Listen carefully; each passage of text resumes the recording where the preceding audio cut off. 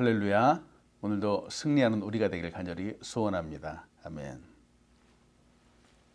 인간이 발명한 발명품 중에 참 유용하게 쓰이는 것 중에 하나가 바로 비행기이죠.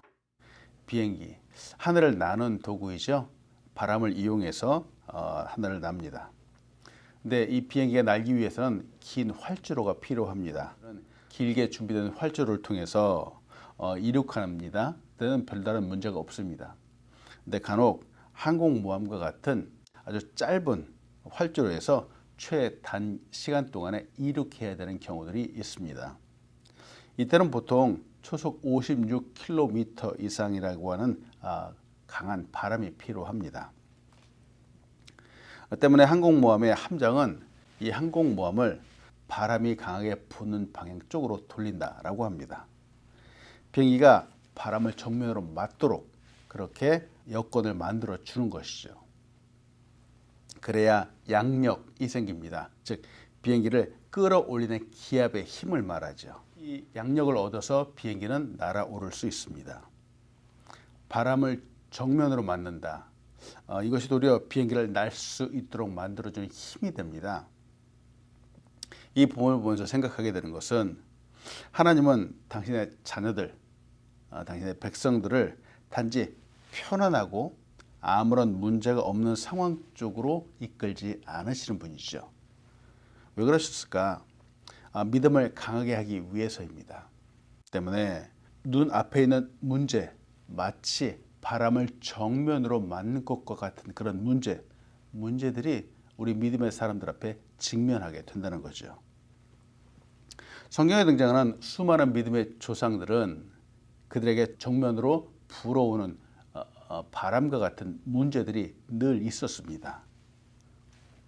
그들은 이 바람과 같은 이 문제, 정면으로 오는 이 문제들을 피해서 도망가지 않았습니다.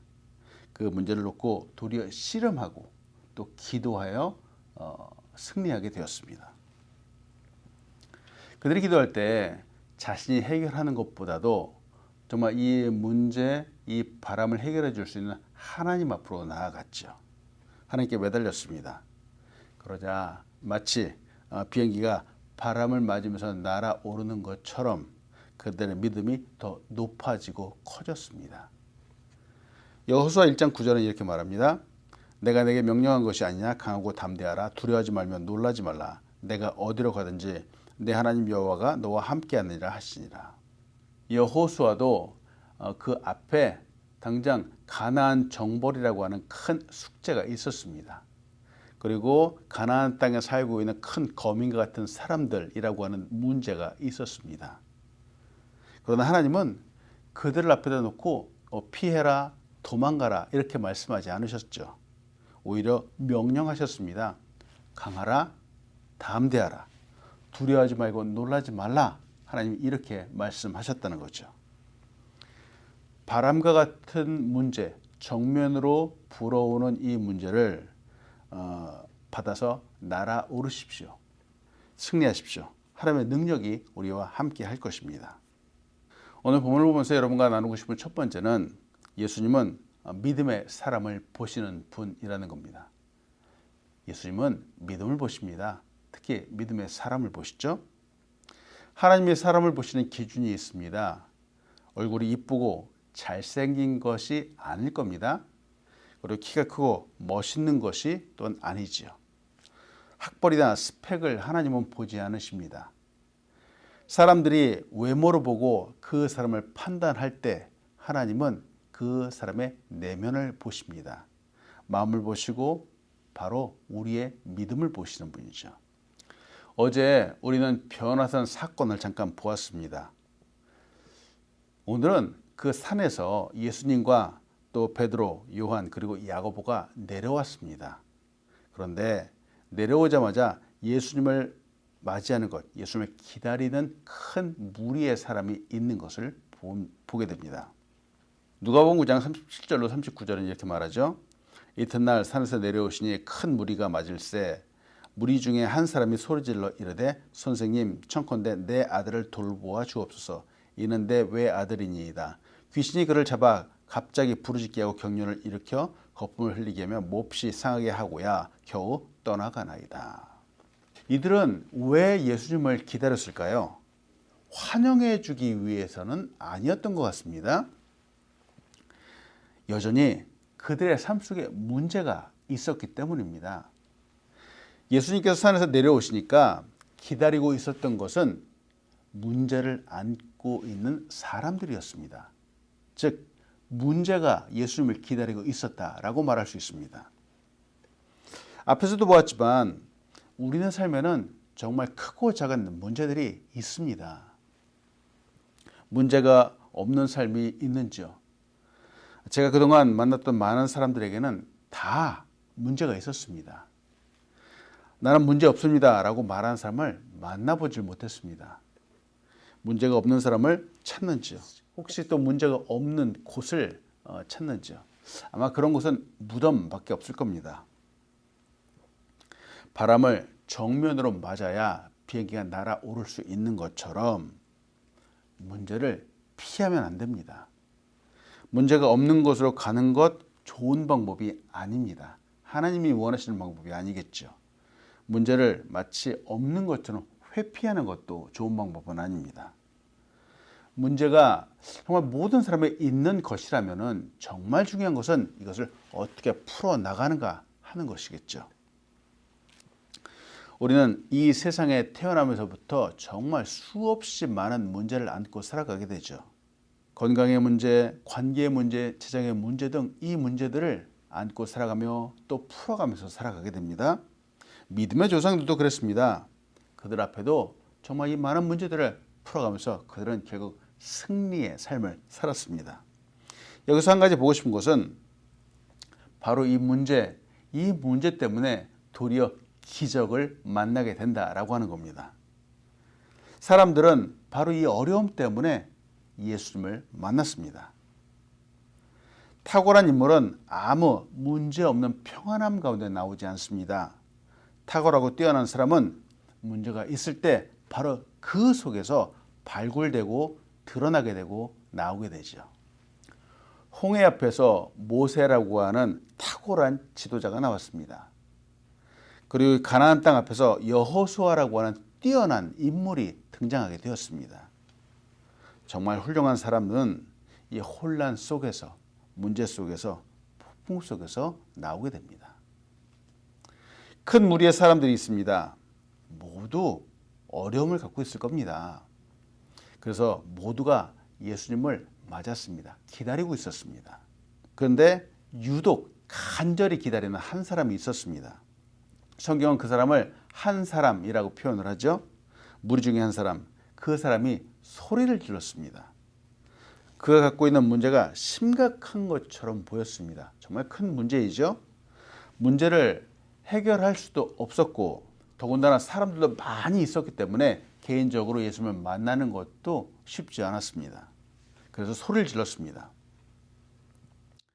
여러분, 심각한 문제가 있을 때에는 하나님께 소리를 지르십시오. 예수님께 부르짖으십시오.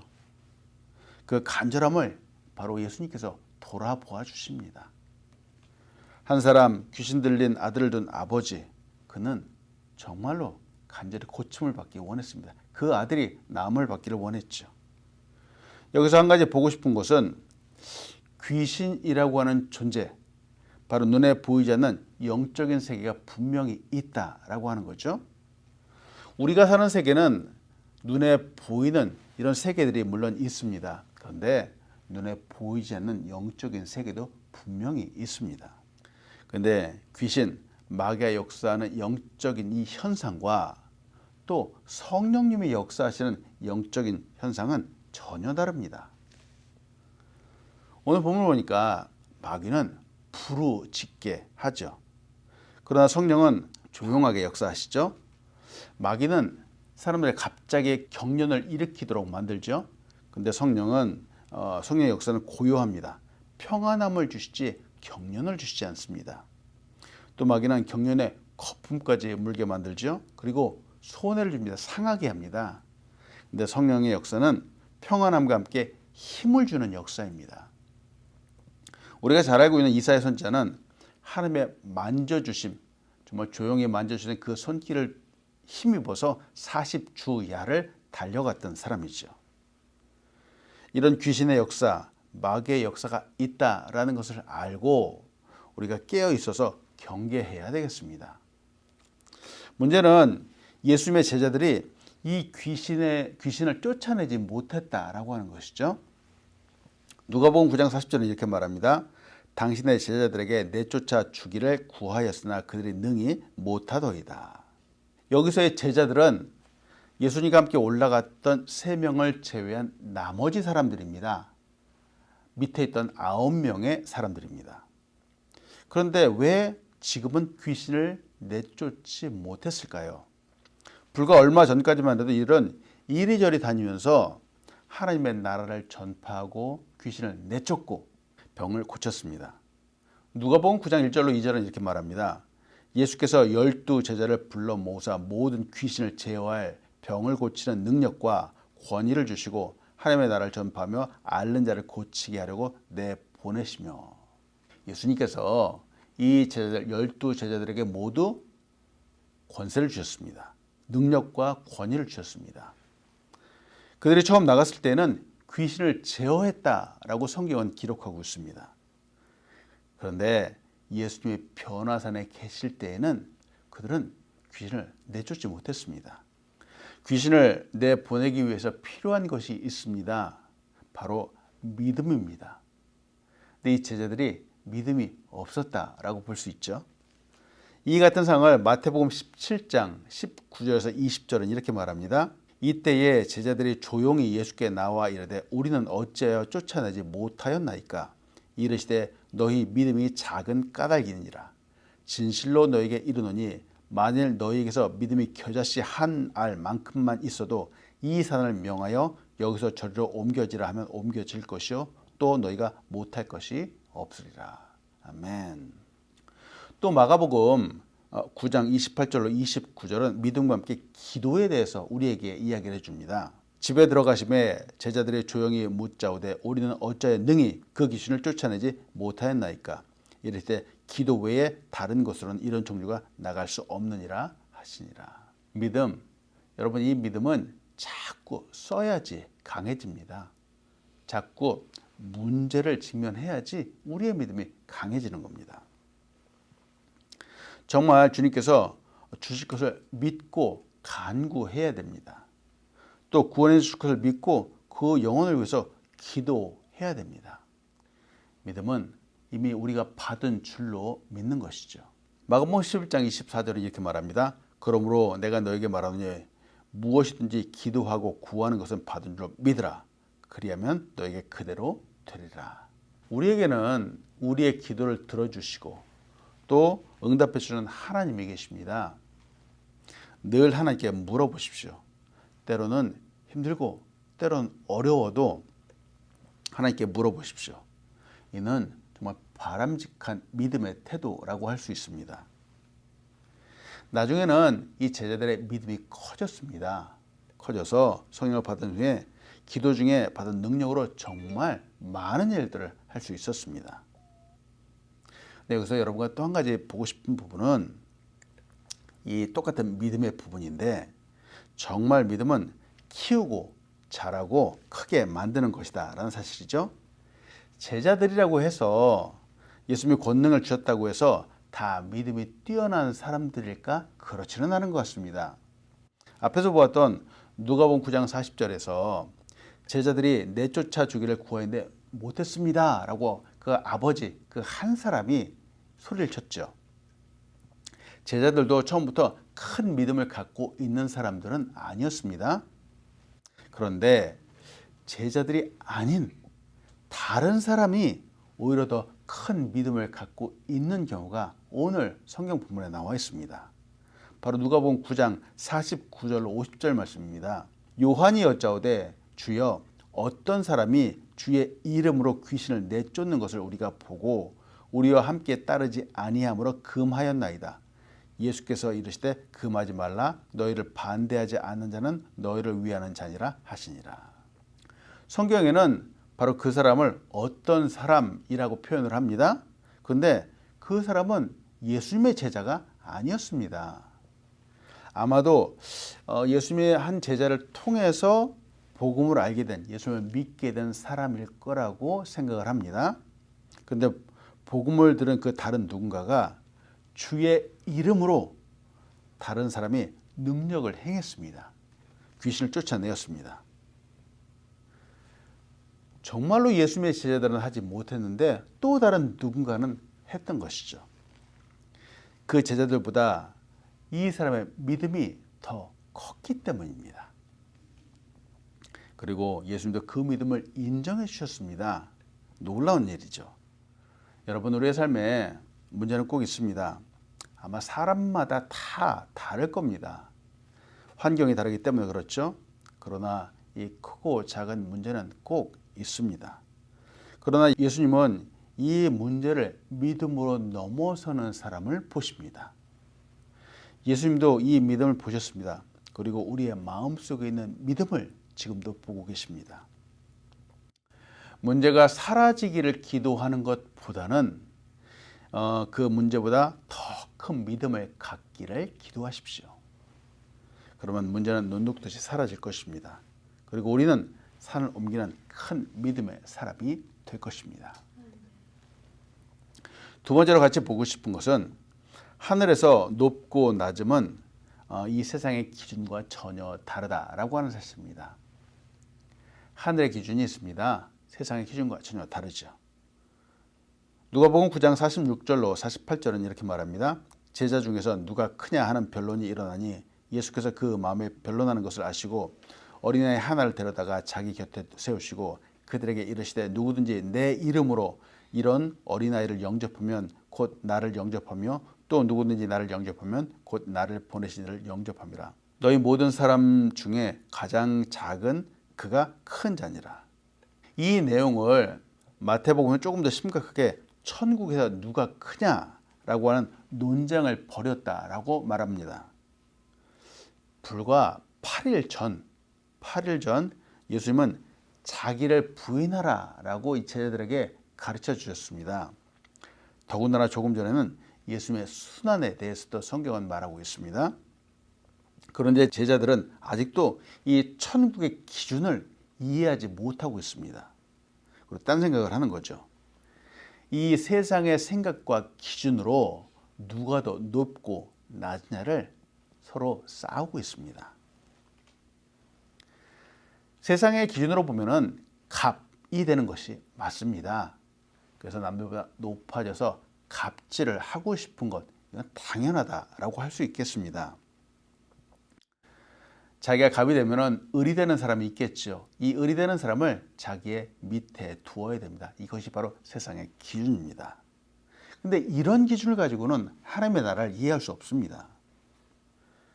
영적으로도 물론 높고 낮음이 있습니다. 그런데 이 영적인 높고 낮음은 세상의 기준과 전혀 다르죠. 천국에서는 가장 낮은 자가 도리어 큰 사람이다 라고 말합니다. 여기서 보고 싶은 단어는 바로 가장 작은 자입니다.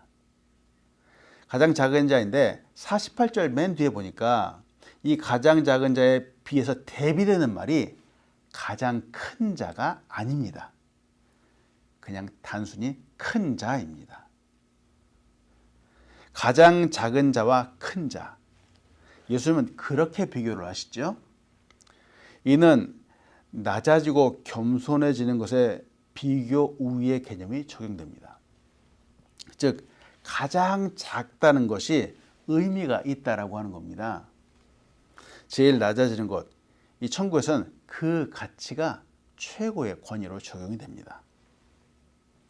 근데 높아지는 것에는 이 비교 우위 순위가 적용되지 않습니다. 그냥 높아지는 것입니다. 천국에서 아마도 이 높아진다라는 것에 그렇게 큰 의미를 두지 않는 것 같습니다. 높아지는 것, 천국에서 가장 높은 분은 하나님이시죠. 인간은 감히 하나님 앞에서 그 높음을 자랑할 수 없습니다. 그것이 자리이건 지위이건 지식이건 재물이건 간에 하나님 앞에서 크다, 높다, 많다라고 하는 것은 아무런 의미가 없습니다. 그래서 이제 하나님은 도리어 낮아지는 것, 가장 작아지는 것에 주목하신다라고 하는 거죠. 때문에 어린 아이와 같이 작은 자가 되어야 되겠습니다. 하나님 이렇게 가장 작은 것, 가장 낮은 것, 바로 그걸 주목하시고 큰 자로 만들어 주십니다. 오늘도 이 천국의 원리를 우리의 삶 가운데 적용하면 좋겠습니다. 여러분, 우리 사람의 기준으로, 세상의 기준으로는 낮아지는 것은 힘든 일입니다. 그러나 하나님은 바로 그때 하나님의 놀라운 권능을 우리에게 부어주십니다. 오늘도 이 천국의 원리를 우리의 삶 가운데 적용하며 승리하는 우리가 되길 간절히 소원합니다. 기도하겠습니다.